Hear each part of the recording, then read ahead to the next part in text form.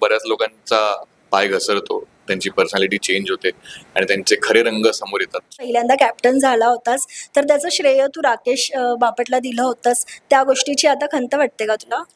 आणि आता Rakesh is being Ruchita, so ते मला नाही आवडत. आणि खरं तर बिग बॉस हा खेळ असा आहे की योग्य मुद्द्यांवर बोलता आलं पाहिजे, योग्य बोलता आलं पाहिजे.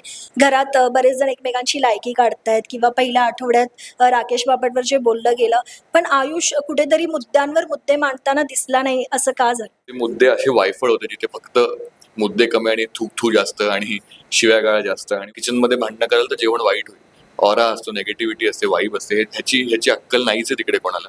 तू तन्वीपासून लांब राहू लागला का, की बाहेरच्या नात्यावर काही अफेक्ट होईल याची भीती तुला वाटू लागली? ती 5 का 6 वेळा मला येऊन सॉरी बोलली. त्याच्यानंतर मी तिला म्हटलं की hi, it's okay, you really felt it, आणि ती खूप मोठी चूक होती. तो काढता पाय मी घेतल्यामुळे तो काटा ग्रुप तयार झाला, त्यांची मैत्री झाली, तन्वीने नवीन मित्र शोधले. आता घरात तुला कोणाची मैत्री, कोणाचा अँगल फेक वाटतं? And I love you guys, you guys are very irritating.